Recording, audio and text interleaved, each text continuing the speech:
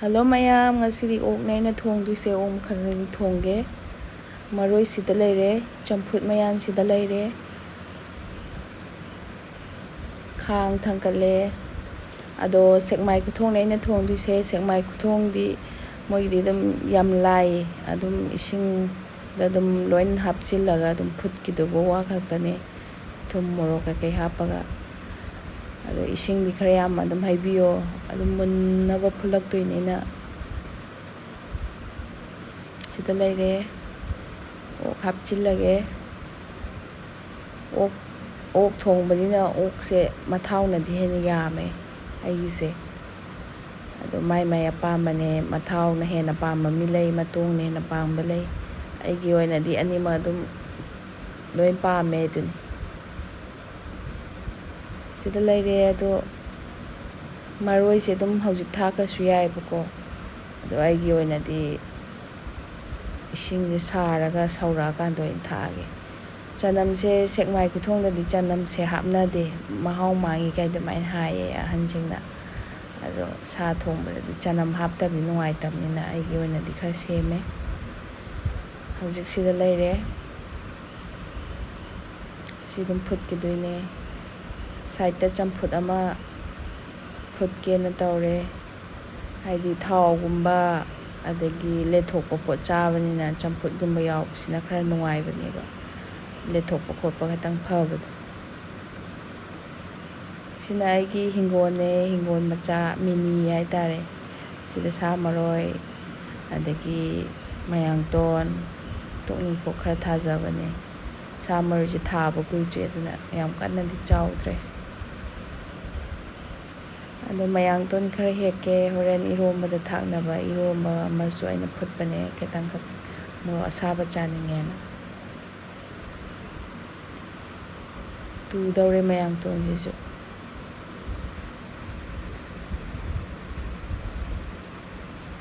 Sida leire phajana saure pidik saure.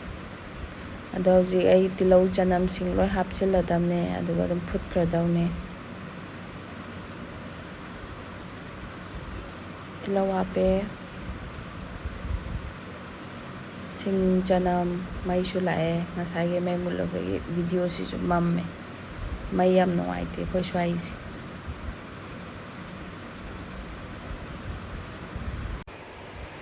Saita cooker thangkale tungana machu morok ka kai tha khara thongge tawbane. Morok khara salaga. Si pulapna maroi mapang pulap thaga dum pulapna dum ngawgra tawne. Swai sa je kan leba khara aduna kuina change phutpa kandasu. Ana ai je cooker da dum kaamgra dum pulapna dum ngawraga. Shortcut ta champut ji ju mulle. Khamena simba amani hapchale sina chujak sina yumde hapakpane.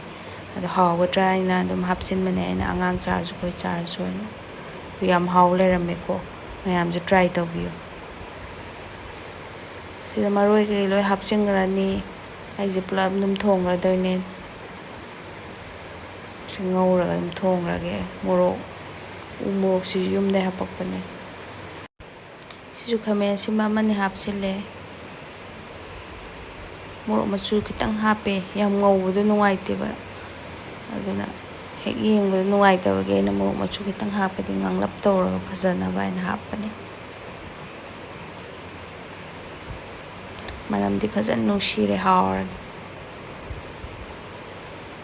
Leire sidi morok khara yam hape. Ama sidi angang cha ngamnaba aina yam haptraba. Alu amani ka hapchile alu dum khara pamjayeba aduna. Jang thongbudungi alu di dum compulsory yaure aigidi. Sing asaba hapchile du cooker da dum kaamgra dune thun hapchillaga loina. Natradi kuina changani basi mun mangairadi. Sida leire loire maroi mapang hapchillaga dum thangdara dumne mai jum mutkhre aduna mamme video ji. Phadigom hape. Ni masak se amna. Siju mulle. ꯁꯤ ꯐꯗꯤꯒꯣꯝ ꯍꯥꯞꯆꯤꯜꯂ ꯊꯥꯡꯗꯔꯒꯦ ꯌꯥꯔꯅꯤ꯫